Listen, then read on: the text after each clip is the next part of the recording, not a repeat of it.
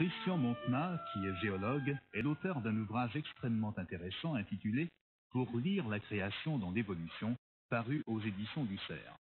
Ont collaboré aussi à cet ouvrage Luc Plateau et Pascal Roux. Christian Montenat est interviewé par Marcel Brisebois. Christian Montenat, vous avez collaboré à un ouvrage intitulé « Pour lire la création dans l'évolution ». Alors, ce qui m'a étonné, c'est que vous êtes géologue et vous traitez de l'apparition de la vie. En quoi votre discipline, la géologie, vous permettait-elle d'aborder ce problème qui me semblait plutôt être de la compétence d'un biologiste? Non, je ne crois pas, parce que la géologie a une place tout à fait à part dans les sciences. On est au carrefour des sciences de la matière et des sciences de la vie. C'est ce qui fait pour moi vraiment le très grand intérêt de la géologie. On est au carrefour des sciences de la matière. Quand on s'intéresse à l'origine de la Terre, eh bien, on entre tout de suite dans l'astrophysique. Notre système solaire, il est assez récent, il a 4 milliards 600 millions d'années, mais c'est le dernier venu, mais il est quand même assez ancien par rapport à l'origine de l'univers. 15 milliards d'années, ça fait le rapport de 1 à 3, donc ça reste dans le même ordre de grandeur. Quand on étudie les minéraux, quand on étudie la formation des roches, on est toujours dans ces sciences de la matière. Et puis, très rapidement, on s'intéresse aux sciences de la vie avec les fossiles, dont nous faisons un usage courant pour dater les terrains. Pour chercher du pétrole, il faut des fossiles, il faut donc les vies anciennes pour nous aider à trouver le pétrole. Le pétrole lui-même est fait par l'accumulation des vies anciennes. Et puis, de fil en aiguille, on arrive à d'autres fossiles que sont les hommes fossiles, et puis on s'intéresse à la préhistoire. Et puis on arrive à l'anthropologie, et donc, pour peu qu'on ait un peu une vocation de généraliste, c'est-à-dire qu'on ne reste pas enfermé dans un domaine technique très pointu, la géologie est véritablement un carrefour de centres d'intérêt. Mais venons-en tout de suite au cœur du sujet, Christian Montenat. Qu'est-ce qui a permis l'apparition de la vie? Qu'est-ce qui a permis l'apparition de la vie? C'est d'abord une longue maturation antérieure. On en parlera sûrement, mais ça n'est pas un hasard. Si on essaye actuellement, et c'est une chose que Teilhard avait déjà bien senti, de dresser une espèce de bilan de cette histoire de l'univers, on s'aperçoit que depuis ses origines, il y a à peu près 15 milliards d'années. On discute c'est 15, c'est 18 milliards, mais on n'a pas chipoté pour 3 milliards d'années. L'histoire de l'univers, c'est l'histoire d'une matière, d'une énergie matière qui se complexifie de plus en plus. Un petit peu comme ces jeux de construction où on ajoute les éléments simples les uns aux autres et on arrive à des systèmes de plus en plus complexes. D'une certaine manière, on peut dire que la vie était inévitable. Est-ce que c'est la seule planète, la Terre, où il y a de la vie, ou si on peut penser qu'il y a de la vie ailleurs? Scientifiquement, on ne répondra pas à la question parce qu'on n'a pas de preuves. Mais si on fait des hypothèses, il est tout à fait logique d'imaginer qu'il y a d'autres vies dans d'autres planètes, d'autres systèmes solaires, des formes de vie qu'il ne faut pas chercher identiques à la nôtre, parce qu'il peut y avoir d'autres organisations du vivant. Mais statistiquement, c'est tout à fait vraisemblable. Et vous avez dit tout à l'heure, n'est-ce pas, que la vie n'était pas le fruit du hasard. Évidemment, c'est la question. Comment se fait-il qu'il y a de la vie? Est-ce que c'est le fait du hasard et de la nécessité, comme a pu dire un savant biologiste, ou bien s'il y a une explication autre que celle-là? Dans une explication. Expérimentalement, en laboratoire, bien sûr, jusqu'à maintenant, on n'a pas fabriqué, fait un vivant. Mais on est quand même allé très loin, depuis les années d'après-guerre, pour reconstituer les briques, les matériaux élémentaires qui permettent de constituer un vivant, c'est-à-dire ces grosses molécules qui, assemblées les unes avec les autres, vont permettre de faire le vivant élémentaire. Est-ce qu'on arrivera un jour à faire un proto-vivant, une forme très très primitive de vivant comme peut l'être un virus? On ne peut pas l'exclure, ça n'est pas le cas actuellement. Mais on commence à bien comprendre comment cette matière, en se complexifiant, en s'assemblant, particules élémentaires qui vont donner des noyaux qui vont s'organiser en atomes, des atomes qui vont donner des molécules simples, des molécules plus complexes. Ces molécules plus complexes, comme ces jeux de construction qu'on assemble, qui vont donner les macromolécules, et puis qui arrivent jusqu'à cette énorme macromolécule qu'on appelle la chaîne d'ADN, et qui est l'élément fondamental du vivant. Alors le problème du hasard, c'est un problème qu'on met souvent en discussion. Je crois que la question est souvent mal posée. Le mot hasard recouvre des tas de choses pour les gens quand on joue au dé, quand on joue au loto, quand on fait des paris sur les courses. Mais le vrai hasard dans l'univers, ça serait qu'il n'y ait pas de loi. Or, on s'est aperçu, quand on essaye de reconstituer cette histoire de l'univers, que l'univers est apparu avec ses lois. Il y a peu de lois. Les lois de la physique, il y en a 3. Les physiciens pensent qu'un jour, on pourra même unifier ces lois. C'est en tout cas une des conceptions actuelles, en une seule loi fondamentale de la physique. L'univers est livré, en quelque sorte, clé en main avec ses lois. Et à partir du moment qu'il y a ces lois, les choses se déroulent suivant ce que permettent ces lois. Et imaginons qu'on fasse des univers expérimentaux, qu'on se mette dans un laboratoire, on doit refaire un univers. En prenant les mêmes lois, on peut imaginer, en y passant beaucoup de temps, il faudrait attendre pas mal de milliards d'années, qu'on arriverait probablement à quelque chose de comparable à ce que nous connaissons. Le vrai hasard, à mon avis, ça serait l'absence de lois, ou des lois qui changent, ce qui reviendra au même. Par exemple, que la pomme de Newton, un beau jour, ne décide de ne plus descendre à chaque fois qu'elle tombe, mais de partir à l'horizontale ou de remonter. Là, on entrerait dans le véritable chaos. Je ne voudrais pas entrer dans une discussion avec le professeur Monod, mais Monod ne disait pas uniquement le hasard, il disait le hasard et la nécessité. Est-ce que, quand vous parlez de loi, est-ce que ce n'est pas la nécessité dont parlait Monod?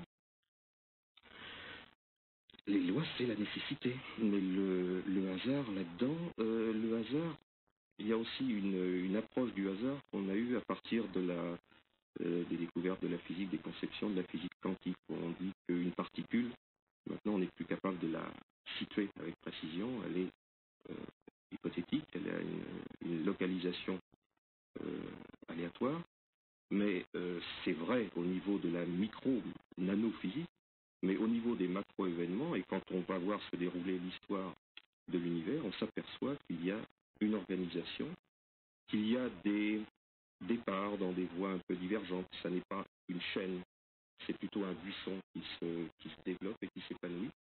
Mais tout ça me paraît extrêmement polarisé, dans le sens qu'il y a un pôle, il y a une direction générale. Une direction qui est l'homme. Est-ce que je me trompe? Une direction qui est l'homme. Il faut prendre un arbre, on disait un buisson, prenons un gros arbre. Il y a un tronc, il y a des basses branches, il y a même des branches mortes, des dinosaures qui sont morts. Et puis malgré tout, dans tout arbre, il y a un bourgeon, il y a une petite feuille qui est toujours au sommet de l'arbre. Et actuellement, au jour d'aujourd'hui, c'est l'homme qui occupe cette position. Si on essaye de rassembler tout ce que nous pouvons comprendre de cet enchaînement de faits dans l'histoire de l'univers, dans sa dimension historique, c'est l'homme qui est ce petit bourgeon actuellement. Ça ne veut pas dire que c'est une feuille définitive, elle va croître, elle va se développer, elle tombera un jour, il y aura peut-être autre chose. Donc l'évolution est en devenir, elle n'est pas arrêtée. Et si l'homme est actuellement le dernier maillon de cette chaîne, enfin, la dernière feuille de cet arbre, on peut s'attendre à ce qu'il y ait encore d'autres feuilles. Oui, plus alors, parfaites. Plus parfaite, différente. C'est une chose qu'on verra se devenir, c'est un point très important parce que c'est là où les réflexions qu'on peut avoir sur les sciences nous aident à avoir une réflexion également sur le plan de la foi, sur le plan religieux. Ce devenir, c'est quelque chose de très important. On a passé des siècles dans la conception d'un monde qui est statique, d'un monde qui est figé, qui est donné une fois pour toutes. C'est ça qui évidemment est la gloire de l'homme, son intelligence. Mais est-ce qu'on peut penser que justement il y a eu une intelligence antérieure, une intelligence non humaine qui est à l'origine de tout cela? Intelligence non humaine, c'est-à-dire intelligence divine. Oui. Alors là, on change de plan.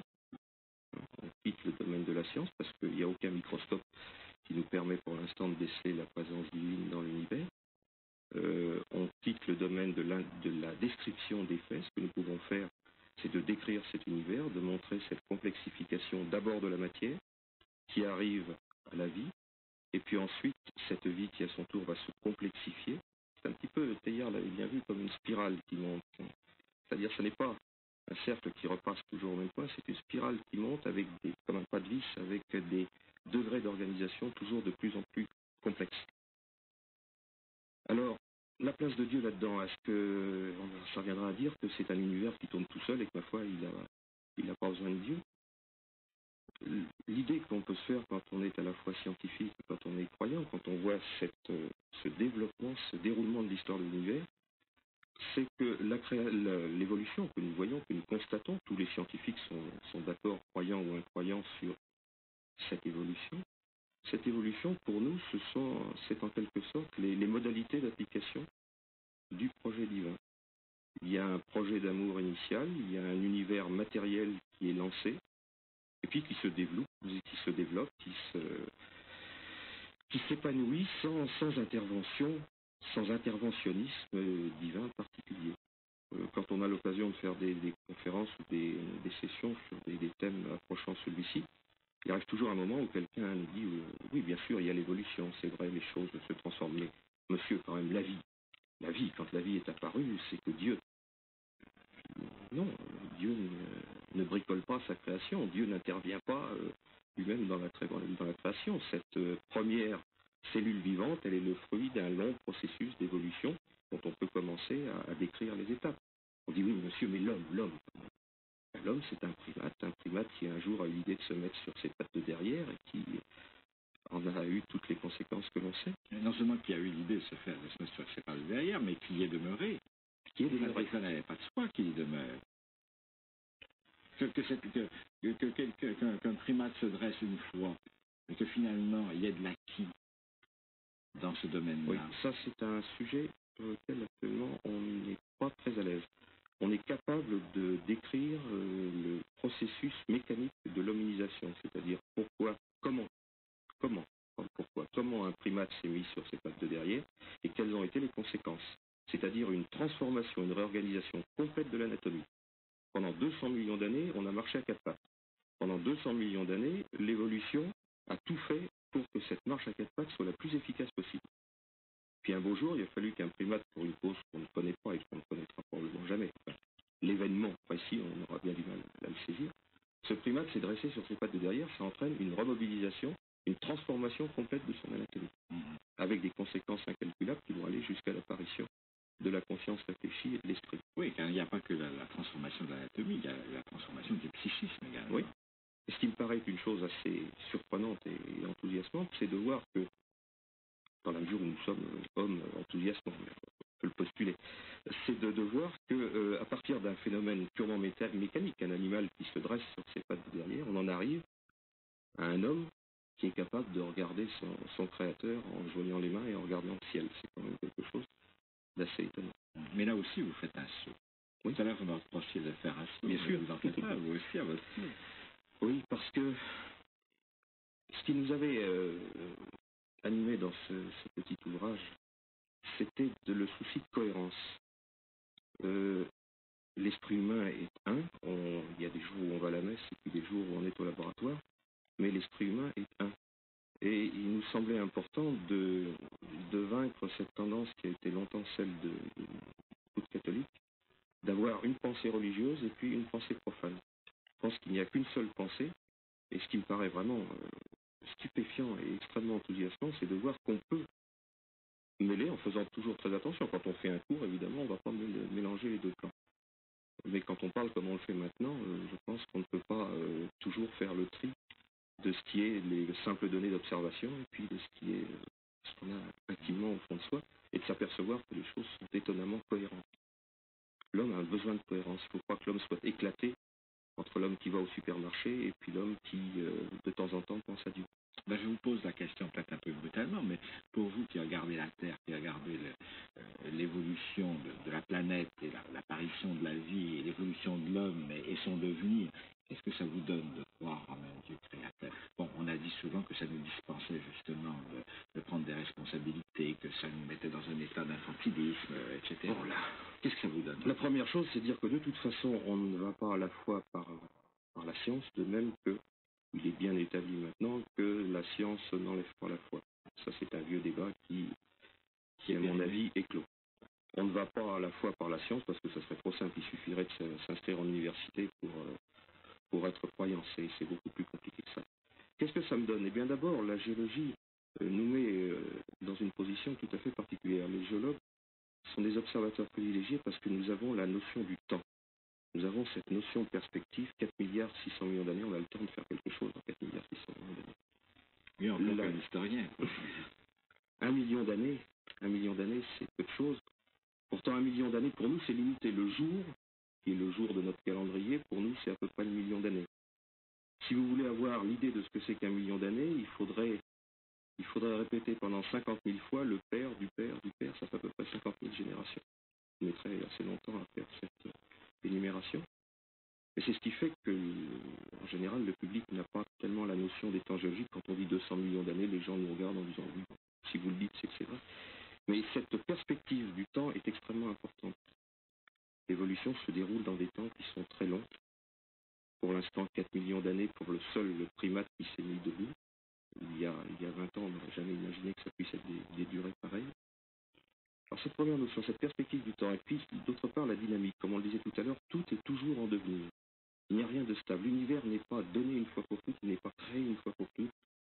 Les montagnes, les mers, les continents, tout change, tout bouge, tout se transforme dans le temps. Donc la dynamique d'une part, le temps d'autre part, une dynamique qui se déroule, qui se développe dans des temps extrêmement longs. Mais je sais pas, mais il me semble que moi, en tout cas, dans votre situation, j'aurais l'impression d'être vraiment peu de choses et de me dire qu'est-ce que ça veut? Je ne peux rien. Tout ça, ça se passe en dehors de moi. Je suis que le jouet alors de force qui me dépasse totalement. Ah, le jouet de force qui me dépasse, certainement. Je n'arriverai jamais à stopper l'écartement de l'Europe et du Canada. Ça, je pourrais pour, je n'y arriverai pas. Je n'arrêterai jamais l'éruption d'un volcan, c'est certain. Mais par contre, qu'est-ce que je peux faire? Je peux essayer de comprendre ça, d'entrer là-dedans, essayer de comprendre cette évolution de l'univers. Et ça, il faudrait plus que bien des vies pour y arriver. Et rien que ça justifie une aventure humaine.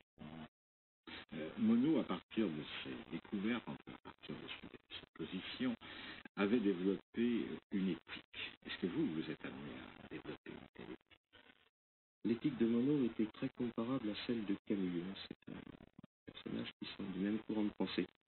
Moi, il y a deux personnages qui m'ont beaucoup marqué du point de vue philosophique, c'est Camus d'une part et Teilhard d'autre part. Ce sont deux personnages qui ont beaucoup de ressemblances par certains côtés. Mais il y en a un qui croit au ciel et l'autre qui n'y croit pas. Il y en a un qui se dit que sa dignité d'homme, c'est de faire son travail sur Terre. C'est l'admirable livre que représente la peste. Le discours dans la peste entre le médecin et le prêtre est quelque chose d'extrêmement intéressant. Et puis il y a Teilhard qui, avec les mots d'une époque, avec un lyrisme qui est un peu dépassé, essaie de nous brosser une image en nous disant bien sûr on a à être debout comme le primate.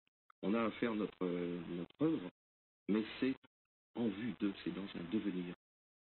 Alors que Monod, comme Camus, et c'est d'ailleurs là-dessus que se termine le bouquin de Monod, c'est le mythe de Sisyphe, c'est-à-dire que sans arrêt, on va remonter notre rocher, et toute notre dignité est enclose dans ce fait qu'on ne lâchera pas le morceau, et à chaque fois, on remontera absurdement ce rocher.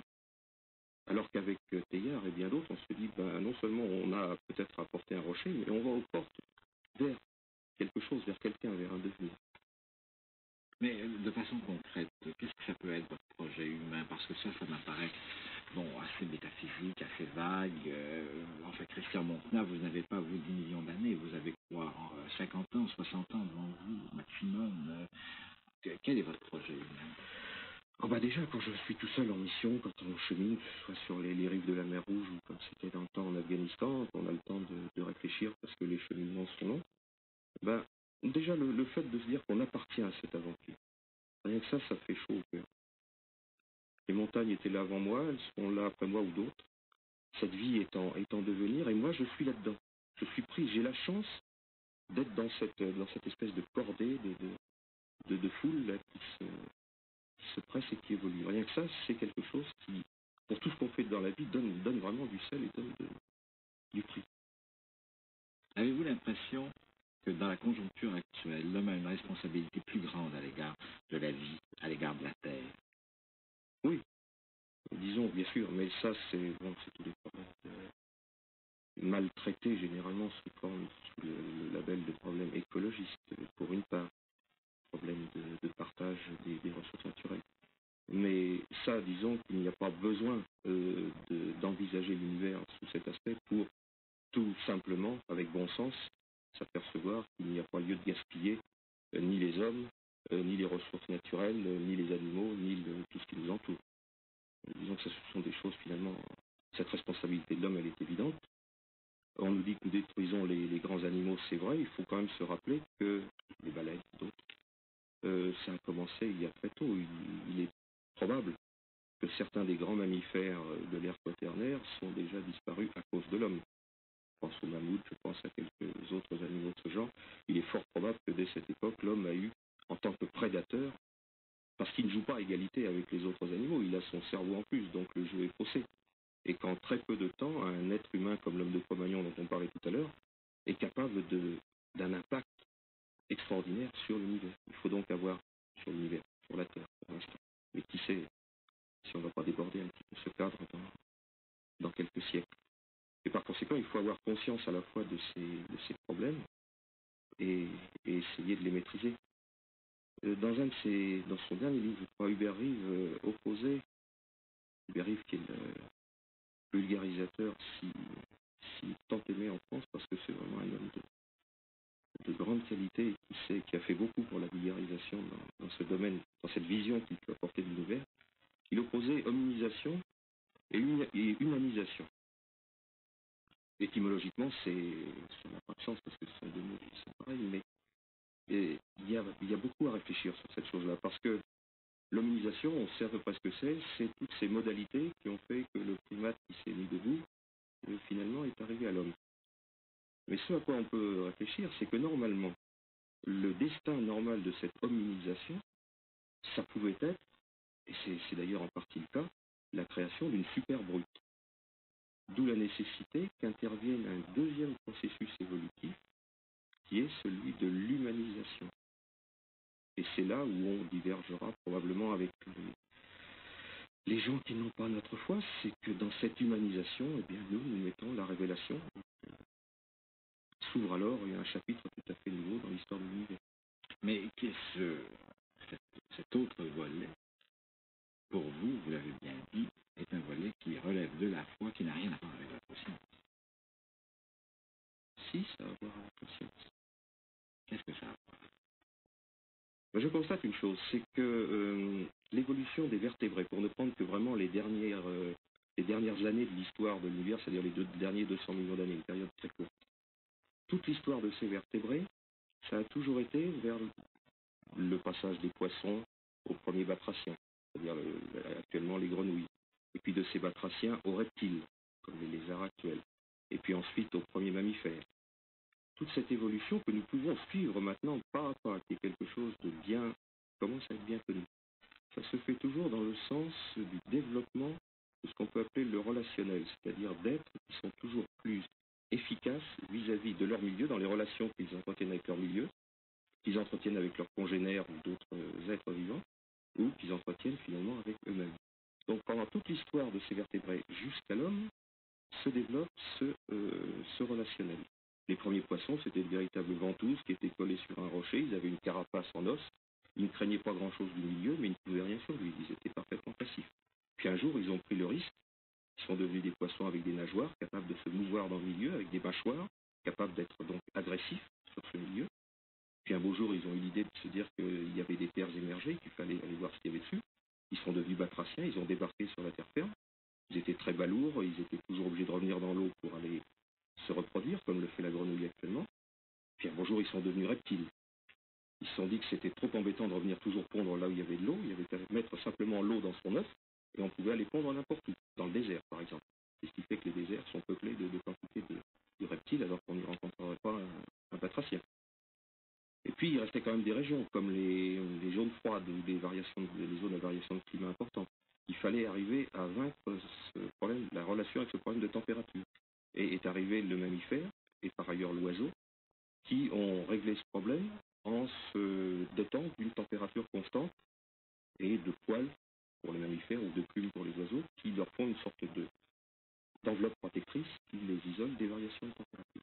Donc toute l'histoire des vertébrés, jusqu'au premier primate, c'est un développement constant d'un être qui prend de plus en plus d'autonomie par rapport à ce milieu extérieur et qui a des relations avec ce milieu extérieur, avec ses congénères, de plus en plus efficaces.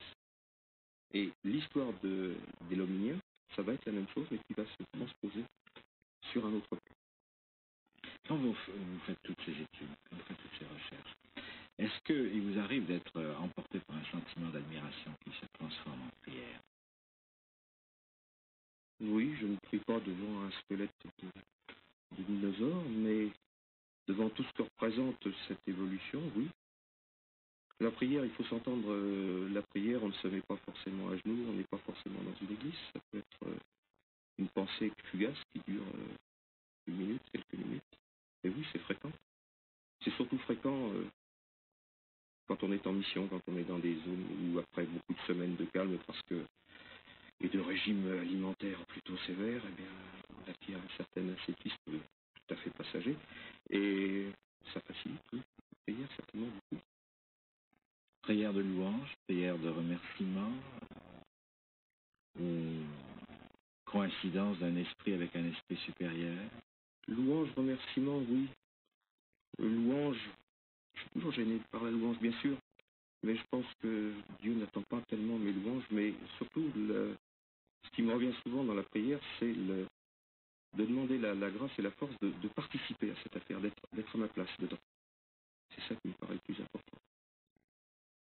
De ne pas louper mon petit passage fugace dans l'univers et d'essayer pendant peu de temps que ça va durer, d'en profiter, de voir, de bien comprendre ce que c'est que cette aventure et d'y participer. Christian Montenat, je vous remercie.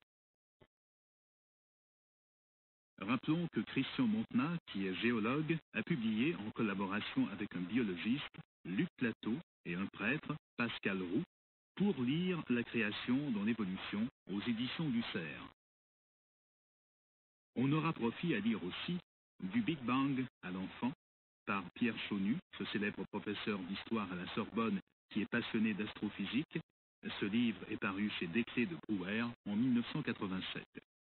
Et enfin, un ouvrage capital de Claude Tresse-Montan, L'histoire de l'univers et le sens de la création, paru aux éditions de l'Œil aussi en 1987.